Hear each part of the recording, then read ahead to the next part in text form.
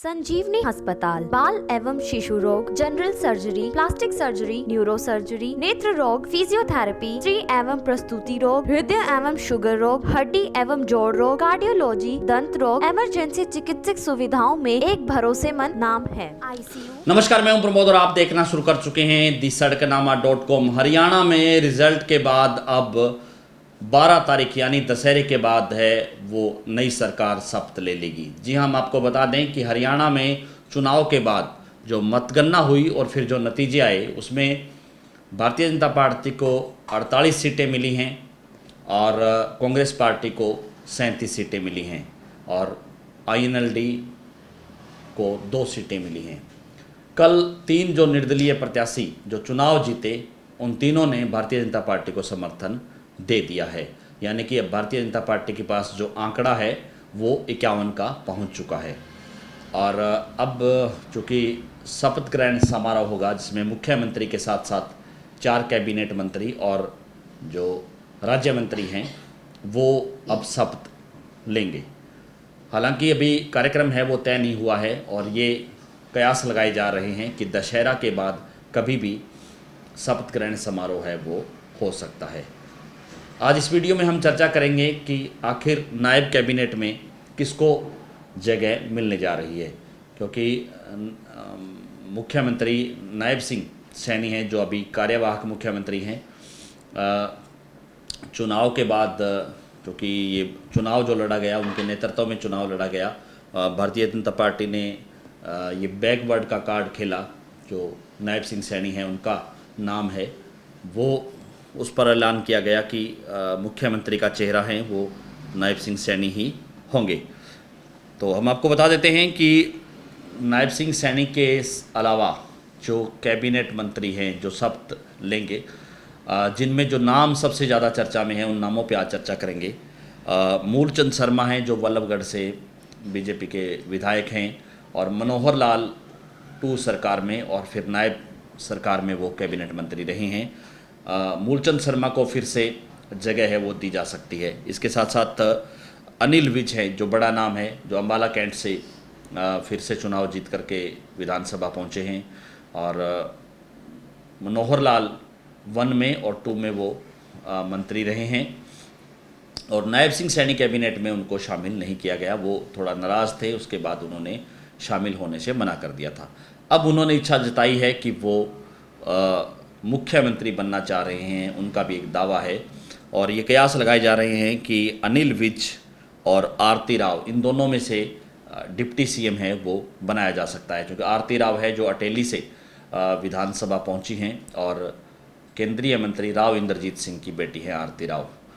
और जो अगला नाम है वो महिपाल ढांडा का है जो पानीपत ग्रामीण से जीत करके चुनाव आए हैं और महिपाल ढांडा है वो नायब सिंह सैनी में भी पंचायत मंत्री रहे हैं, उनको फिर से मौका दिया जा सकता है।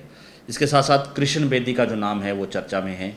कृष्ण बेदी नरवाना से चुनाव जीते हैं और मनोहर लाल 1 में कृष्ण बेदी है वो राज्य मंत्री थे और चूँकि उसके बाद है 2019 का चुनाव है वो शाहबाद से हार गए थे। अब 2024 के चुनाव में उनको शाहबाद से अलग नरवाना में उनको टिकट दिया था और उन्होंने नरवाना से चुनाव जीता है। इसके साथ साथ राव नरबीर सिंह हैं जो बादशाहपुर से चुनाव जीत करके आए हैं, उनको मौका दिया जा सकता है। राव नरबीर सिंह हैं वो मनोहर लाल 1 में PWD मिनिस्टर रहे हैं और 2019 में चूँकि उनको टिकट नहीं मिला था तो वो चुनाव नहीं लड़े और 2024 में उनको टिकट मिला और वो चुनाव जीत करके आए हैं।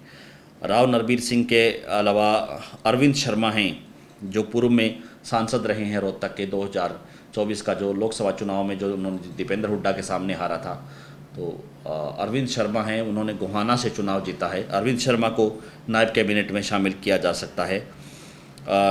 इसके अलावा जो नाम है श्रुति चौधरी का नाम है। श्रुति चौधरी बंसी लाल की पौत्री हैं और उनकी राजनीतिक विरासत को आगे बढ़ा रही हैं। किरण चौधरी पहले ही भारतीय जनता पार्टी में शामिल हो गई थी, उनको राज्यसभा भेजा गया है और श्रुति चौधरी को तोशाम से चुनाव लड़ाया गया था जो परंपरागत सीट है चौधरी बंसीलाल परिवार की, और यहाँ से श्रुति चौधरी जीत करके विधानसभा पहुंची है। उनको नायब सिंह कैबिनेट में जगह दी जा सकती है। हरविंदर कल्याण हैं जो कि करनाल के घरोंडा से विधानसभा से चुनाव जीते हैं। और वो हम आपको बता दें कि लगातार जो विधायक वो बन रहे हैं भारतीय जनता पार्टी के। और पहले ये चर्चा थी कि नायब कैबिनेट में उनको शामिल किया जाएगा, नहीं किया गया। मनोहर लाल कैबिनेट में भी उनको शामिल किए जाने की चर्चा थी, लेकिन उनको शामिल नहीं किया गया। इस बार फिर उनका नाम है वो चल रहा है। करनाल सीट से जगमोहन आनंद है, उनका नाम चल रहा है, क्योंकि करनाल सीट है वो भारतीय जनता पार्टी का जो गढ़ कहा जाता है, जो करनाल क्षेत्र है जीटी बेल्ट में। और यहाँ से चूँकि मनोहर लाल हैं खट्टर, जिन्होंने चुनाव लड़ा था, वो मुख्यमंत्री रहे 1 में और 2 में। उसके बाद नायब सिंह सैनी हैं, उन्होंने भी करनाल से चुनाव लड़ा, वो मुख्यमंत्री बने थे, बाई इलेक्शन हुआ था लोकसभा चुनाव के दौरान। अब फिर जगमोहन आनंद हैं, वो करनाल सीट से चुनाव जीते हैं। और ये चर्चा चल रही है कि करनाल जो शहरी सीट है वहाँ से जो चुनाव जीते हैं उनको नायब कैबिनेट में शामिल किया जा सकता है, उनको कैबिनेट मंत्री है वो बनाया जा सकता है, ताकि करनाल क्षेत्र का वो प्रतिनिधित्व है वो कर सके। ये जो चर्चा है वो इन लोगों की चल रही है। इसके साथ साथ जो 3 निर्दलीय हैं जिन्होंने सरकार को समर्थन दिया है, सावित्री जिंदल हैं जो हिसार से बतौर निर्दलीय चुनाव जीती हैं, कुरुक्षेत्र से सांसद नवीन जिंदल है, उनकी माता हैं। और हिसार क्षेत्र में जिंदल परिवार का अपना एक वोट बैंक है। इसके साथ साथ बहादुरगढ़ से राजेश जून निर्दलीय जीते हैं, गन्नौर से देवेंद्र कादियान हैं, वो निर्दलीय जीते हैं। तीनों ने भारतीय जनता पार्टी को समर्थन किया है। और ये कयास लगाए जा रहे हैं कि भारतीय जनता पार्टी में इन तीनों निर्दलियों में से अगर किसी को मंत्री बनाया जाएगा तो उन्होंने सावित्री जिंदल है वो, जो कि देश की सबसे बड़ी अमीर महिला हैं, और ओम प्रकाश जिंदल हैं जो चौधरी भूपेंद्र सिंह हुड्डा है, उनकी कैबिनेट में वो मंत्री थे ओम प्रकाश जिंदल।